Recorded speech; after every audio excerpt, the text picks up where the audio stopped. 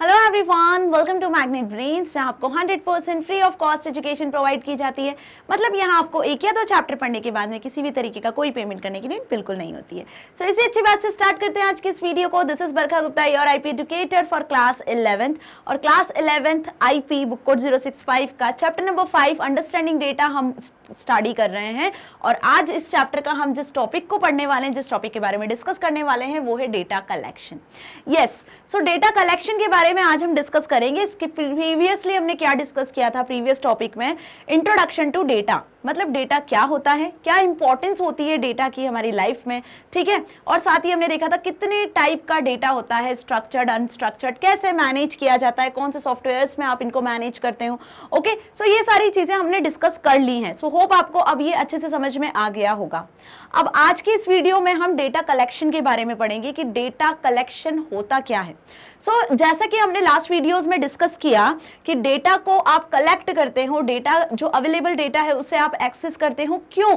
ताकि आप कोई डिसीजन ले सकते हो, ठीक है। So for making decision we collect the data, है ना, उसको हम एनालाइज करते हैं डिसीजन लेने के लिए। क्लियर? ये हमने इतना डिस्कस किया था। अब इसके लिए हमने एग्जांपल्स देखे थे। जैसे सपोज कॉलेज का एग्जांपल लिया था कि आफ्टर 12th आपको कॉलेज में एडमिशन लेना है, तो आप क्या कर रहे हो? आप डिफरेंट कॉलेजेस के बारे में इंफॉर्मेशन गैदर कर रहे हो, डेटा कलेक्ट कर रहे हो, फिर एनालाइज करके डिसाइड कर रहे हो कि आपको किस कॉलेज में एडमिशन लेना है जहां आपको सारी फैसिलिटीज मिल सके। इसी तरीके से गवर्नमेंट क्या करती है, जो जनरल पॉपुलेशन है उसके रिकॉर्ड्स को एक्सेस करती है, उसका डेटा कलेक्ट करती है ताकि फर्दर उनके हेल्प के लिए, उनके वेलफेयर के लिए वो पॉलिसीज को डिजाइन कर सके, है ना। ऐसे बैंक क्या करती है, कस्टमर्स के डेटा को कलेक्ट करती है ताकि जो कस्टमर्स फिर जो भी ट्रांजेक्शन करते हैं तो उसमें वो हेल्पफुल रहे। सो ऐसे अलग अलग फील्ड में डेटा को कलेक्ट किया जाता है। तो data collection is the plays the basic role. Data collection जो है वो मेन इंपॉर्टेंट रोल प्ले करता है, ठीक है। सो डेटा कलेक्शन अब आपको अच्छे से समझ में आया। सो आज की इस वीडियो में हम बेसिकली डेटा कलेक्शन के बारे में डिटेल में पढ़ने वाले हैं। Then after that we will discuss about the data processing. तो बेसिकली यदि देखा जाए तो डेटा कलेक्ट क्यों किया जाता है? डेटा को प्रोसेस करने के लिए। जब तक आप डेटा को कलेक्ट नहीं करोगे अवेलेबल रिसोर्सेज के थ्रू, तब तक आप प्रोसेस कैसे कर पाओगे? आपको किस कॉलेज में एडमिशन लेना है ये आप तभी पता कर पाओगे जब आपको सारे कॉलेजेस के बारे में पता होगा, उनकी इंफॉर्मेशन आपके पास में होगी, है ना। सो बिल्कुल उसी तरीके से आप कोई भी डेटा को प्रोसेस करना है तो प्रोसेसिंग के लिए पहले हमारे पास में डेटा होना चाहिए। तो डेटा कलेक्शन ही आज इस वीडियो में हम डिस्कस करने वाले हैं, that how to gather data.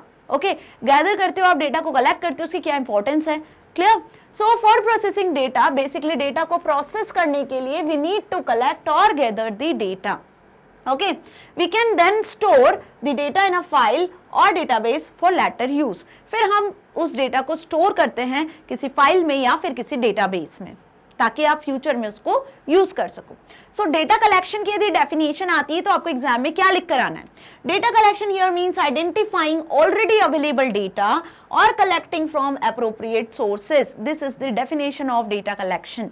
ये आपको अच्छे से याद कर लेनी है, ठीक है। यही डेफिनेशन आपको एग्जाम में भी लिख कर आनी है यदि एक दो नंबर में आपसे डेटा कलेक्शन की डेफिनेशन पूछते हैं तो डेटा कलेक्शन का मतलब क्या हुआ? डेटा को आइडेंटिफाई करना, जो ऑलरेडी अवेलेबल है उसे कलेक्ट करना एप्रोप्रिएट सोर्सेज से। Okay, suppose there are 3 different scenarios where sales data in a grocery store are available. अब हम यहाँ पर एक एग्जाम्पल समझ रहे हैं, रियल लाइफ एग्जाम्पल। सपोज कोई ग्रोसरी स्टोर है जहां पर 3 सिनारियोज में एक शॉपकीपर डेटा को मेंटेन करता है, कलेक्ट करता है। तो क्या 3 सिनारियो हुए? सेल्स डेटा को, okay. So sales data are available with the shopkeeper in diary और रजिस्टर। या तो वो मैनुअली किसी डायरी या रजिस्टर में क्या करे, डेटा को कलेक्ट करे, डेटा को मेंटेन करें, ठीक है। In this case we should enter the data in digital format, for example in a spreadsheet.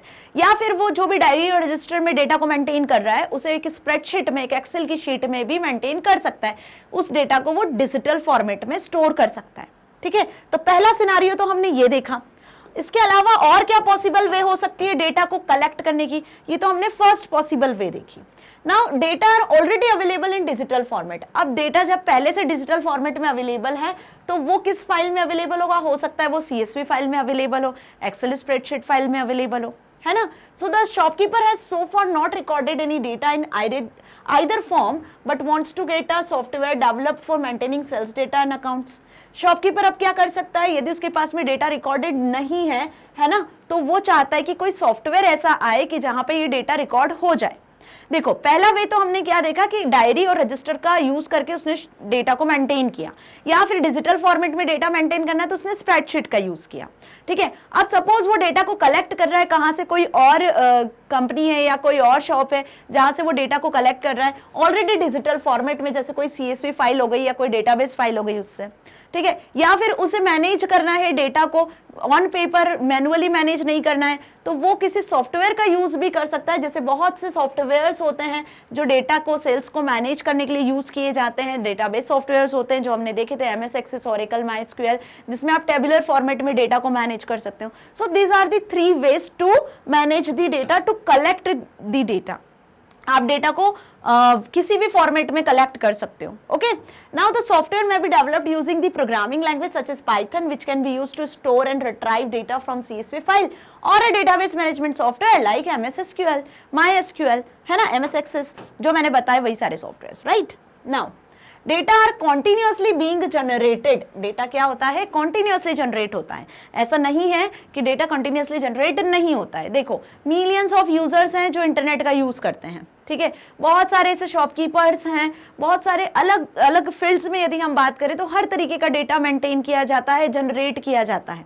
ठीक है, जैसे हम बात करें सोशल मीडिया, तो सोशल मीडिया पे भी इतने सारे यूजर्स हैं, कोई पोस्ट कर रहा है, कोई इमेज शेयर कर रहा है, तो डेटा जनरेट हो रहा है, राइट। आप चैटिंग कर रहे हो तो डेटा जनरेट हो रहा है। चैट करने के लिए भी बहुत सारे यूजर्स हैं, बिलियन ऑफ यूजर्स हैं जो चैटिंग सॉफ्टवेयर्स का यूज करते हैं और डेटा को जनरेट करते हैं।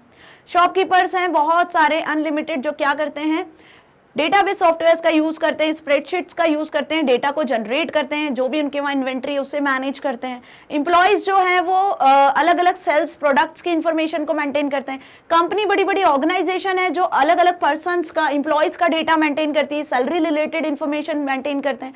तो कॉन्टिन्यूसली डेटा मैनेज किया जा रहा है। ऐसा नहीं है कि डेटा मैनेज करना या कलेक्ट करना बंद हो गया। कॉन्टिन्यूसली यदि देखा जाए तो डेटा क्या होता है, जनरेट होता है at different sources. Our interactions with digital medium are continuously generating huge volume of data. Hospitals की बात करते हैं तो hospitals are collecting data about patients for improving their services. Hospitals में भी आजकल क्या होता है, जब से कंप्यूटर एरा स्टार्ट हुआ है तो कंप्यूटर में सारे पेशेंट्स की इंफॉर्मेशन फीड की जाती है, सारे पेशेंट का इंफॉर्मेशन कलेक्ट किया जाता है ताकि हॉस्पिटल में जो पेशेंट्स हैं और जो हॉस्पिटल है उसको, उसकी सर्विसेज को इंप्रूव किया जा सके। शॉपिंग मॉल्स में आपने देखा होगा, यदि आप कुछ शॉपिंग करते हो, कुछ परचेज करते हो तो वहां भी डेटा मेंटेन किया जाता है, कस्टमर्स का भी डेटा मेंटेन किया जाता है। साथ में शॉपिंग मॉल्स में जो भी चीजें हैं जो सेल की जा रही हैं, जो प्रोडक्ट्स हैं, उसका भी डेटा मेंटेन किया जाता है। ठीक है, so shopping malls are collecting data about the items being purchased by the people, है ना, कि पीपल ने कितना आइटम परचेज किया, किस प्राइस में परचेज किया, कितना डिस्काउंट दिया, ये सारा डेटा मेंटेन किया जाता है। On analyzing such data, suppose it appears that bed sheets or groceries are frequently brought together. Hence, the shop owner may decide to display bed sheets near grocery section in the mall to increase the sales. Okay, so ये चीज आपको अच्छे से समझ में आई। Now, likewise, अगर हम बात करें कोई पॉलिटिकल एनालिस्ट की, तो पॉलिटिकल एनालिस्ट में look the data contained in the post and messages at the social media platform and analyse to see public opinion before an election. अब देखो यहाँ पे कोई पॉलिटिक्स की, पॉलिटिकल पार्टी की हम बात करते हैं या कोई पॉलिटिशियन की बात करते हैं तो वो भी कहाँ से डेटा कलेक्ट करता है उसके बारे में, या अलग अलग पॉलिटिशियन पार्टीज के बारे में, ऑब्वियस सोशल मीडियाज पे, क्योंकि सोशल मीडियाज पे लोगों के इतने ओपिनियंस रहते हैं जिसके बिहाफ पे वो ये जज कर सकता है कि वो पॉलिटिकल पार्टी में टिक सकता है या नहीं, है ना। सो डेटा को कलेक्ट हम अलग अलग सोर्सेज से, अलग अलग तरीके से कर सकते हैं।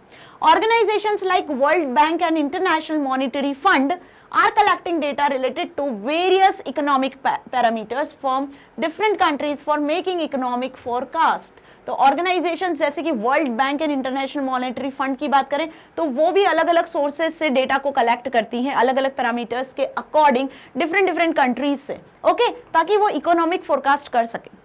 सो ये चीज आपको समझ में आई ना कि हर एक फील्ड, जो हमने लास्ट वीडियो में भी डिस्कस किया था जब हमने इंपॉर्टेंस ऑफ डेटा देखा था कि हर एक फील्ड में डेटा की क्या इंपॉर्टेंस है, तो इसी तरीके से डेटा को कलेक्ट भी आप अलग अलग सोर्सेज से कर सकते हो, अलग अलग रीजंस के अकॉर्डिंग, अपनी नीड के अकॉर्डिंग।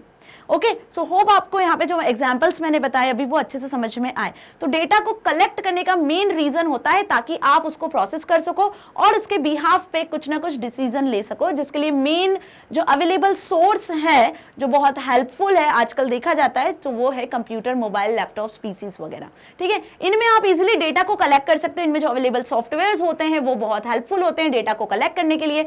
फास्टली इफेक्टिव वे में आप इसको मेंटेन कर सकते हो। ठीक है, फ्यूचर यूज के लिए आप इसे स्टोर भी कर सकते हो। ओके, सो स्टूडेंट्स यहाँ पे फिनिश होता है डेटा कलेक्शन वाला टॉपिक। होप आपको ये अच्छे से समझ में आया।